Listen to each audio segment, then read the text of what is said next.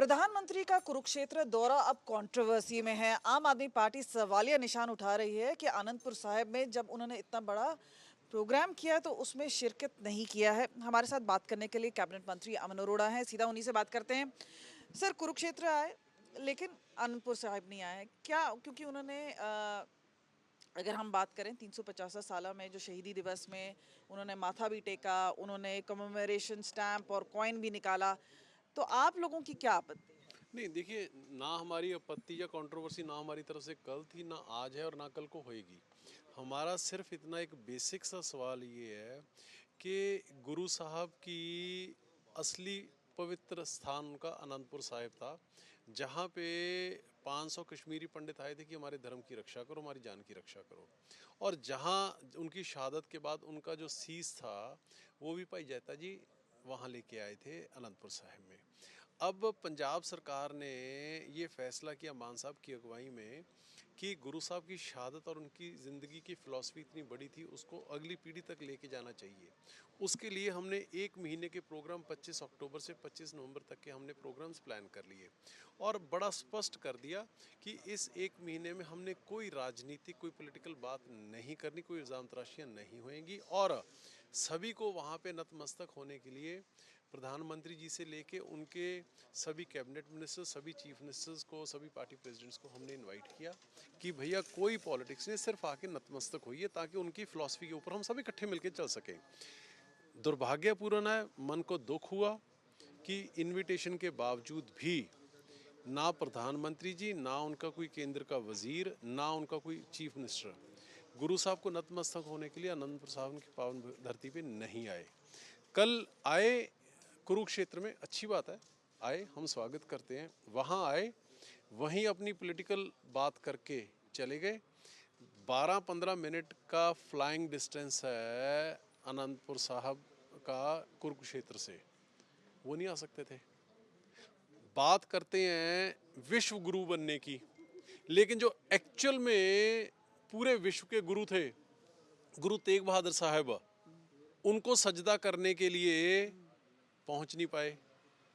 बात आज वो करते हैं पूरे देश की, लेकिन मैं उनसे ये कहना चाहूँगा कि प्रधानमंत्री जी, अगर आप गुरु साहब की फ़िलॉसफी का एक पन्ना भी पढ़ लें तो ना तो नू जैसे क्लैश होंगे जहाँ पे हिंदू और मुस्लिम भाइयों के बीच में क्लैश हुए, 6-7 लोगों की डेथ होगी 2 साल पहले, ना मणिपुर जैसे फिर कोई कमिटमेंट मजहबी। क्या उनकी तरफ से आया था, उनकी दफ्तर से कोई आया था? हमने उन्होंने जहाँ पे सुना था कि मुख्यमंत्री बोल भी रहे थे कि वो मिलने की कोशिश कर रहे हैं, तो कुछ समय मिल तो पाया? मैं तो ये कहता हूँ ना जी कि क्या उनको पता नहीं था?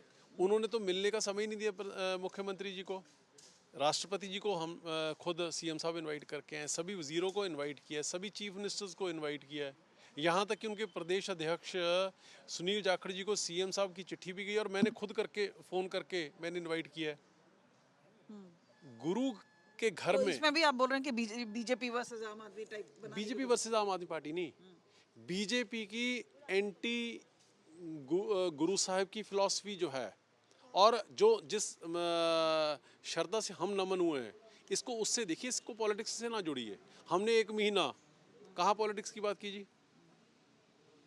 सो मेरा कहने का मतलब ये है कि अगर एक पन्ना भी पढ़ लें मोदी जी गुरु साहब की फिलॉसफी का, तो ना नू होएगा, ना मणिपुर होएगा जहाँ पे 250 लोगों की जानें मजहबी हिंसा सर, में हम चली पंजाब जाती की है। बात करते हैं, चंडीगढ़ की बात करते हैं। पंजाब यूनिवर्सिटी में हुआ, उसके बाद हम बात कर रहे हैं कि जो अमेंडमेंट 131 की बात हुई, किस तरह से देखते हैं ये एक सीरीज ऑफ इवेंट्स जो हैं जो पंजाब से जुड़े हुए हैं?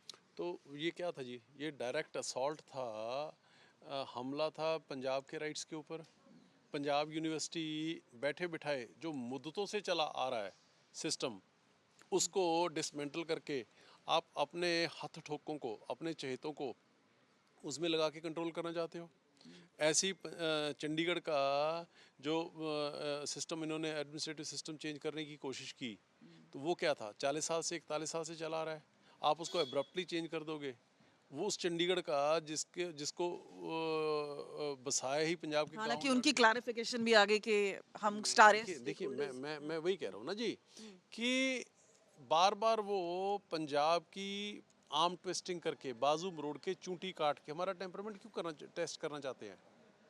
जब पता है कि एक सेंसिटिव इशू है, चंडीगढ़ हुआ, पंजाब के पानी हुए, पंजाब यूनिवर्सिटी हुई, बीबीएमबी हुआ, एसवाईएल हुआ, ये हमारे लिए पॉलिटिकल इश्यूज़ नहीं है पंजाब के लिए, ये हमारे लिए इमोशनल इश्यूज़ हैं। इन इश्यूज़ में पंजाब की धड़कन जो है वो धड़कती है। कृपया करके ऐसा काम ना करें।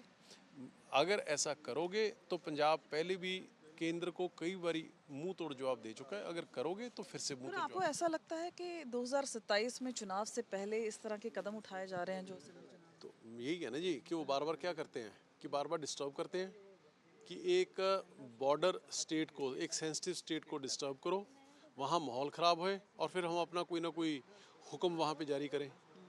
इससे उनकी मैल इंटेंशंस जो है वो नज़र आती हैं। एसकेएम का आज बड़ी रैली, 5 साल हो गए हैं, खास तौर पे उनकी कुछ डिमांड्स आपसे भी हैं और केंद्र सरकार से भी हैं, कैसे देखते हैं आप इसे? जो हमारे से है वो हम पूरी करने को हमेशा ही, हमारे दरवाजे हमेशा खुले हैं डिस्कशन के लिए। जो होने वाली होएगी वो डेफिनेटली पहले भी किया, अभी करेंगे। जो मीटिंग्स पहले हो रही थी शिवराज चौहान जिसमें थे एग्रीकल्चर मिनिस्टर, अब आपको क्या लग रहा है कि किस मुकाम पे पहुंचा है और कितना आगे प्रोग्रेस हो सकता है इसमें? नहीं, क्या क्या किस मुकाम जो पर? जो मीटिंग्स चल रही थी उनके मुद्दों में। मीटिंग्स देखिए, जो शिवराज चौहान जी देश के एग्रीकल्चर मिनिस्टर हैं, फार्मर्स की जो केंद्र के साथ इश्यूज हैं वो तो एज इट इज़ वहीं के वहीं खड़े हैं। उनकी एमएसपी गारंटी की का इशू है वो वहीं खड़ा है। उनका इलेक्ट्रिसिटी अमेंडमेंट का इशू है वो वहीं के वहीं खड़ा है। सो जितने इश्यूज हैं, केंद्र सरकार ने तो मोदी साहब ने तो 14 से पहले बोला था कि मैं 2022 तक इनकम दुगनी कर दूंगा फार्मर्स की, कहाँ हुई? सो मेरे कहने का मतलब ये 99% जो इश्यूज हैं वो केंद्र से संबंधित हैं, जो कि एज इट इज़ वहीं खड़े हैं। पंजाब सरकार अपने की तरफ से जो हो सकता है वो हम कर रहे हैं। पर ऑपोजिशन का भी पलटवार है कि वो बोलते हैं कि भाई चाहे पावर की बात करें, आप लोगों के पास वो इतनी पावर नहीं है, सब्सिडी नहीं है, वो जो आपने 1,000 रुपए महिलाओं को देना था वो नहीं दिया गया, तो ऐसी कई चीजें आप लोगों की भी हैं। तो 1,000 रुपये पेंडिंग है जी, बाकी और हमारी तरफ से क्या पेंडिंग है? बाकी तो जो चीज़ें कही नहीं थी वो भी पूरी हो चुकी हैं। 5 गारंटीज में से 4 तो पहले 3 महीने में पूरी हो गई थी। सिर्फ एक बाकी है, वो सीएम साहब कह ही चुके हैं कि आने वाले बजट में वो भी कर देंगे।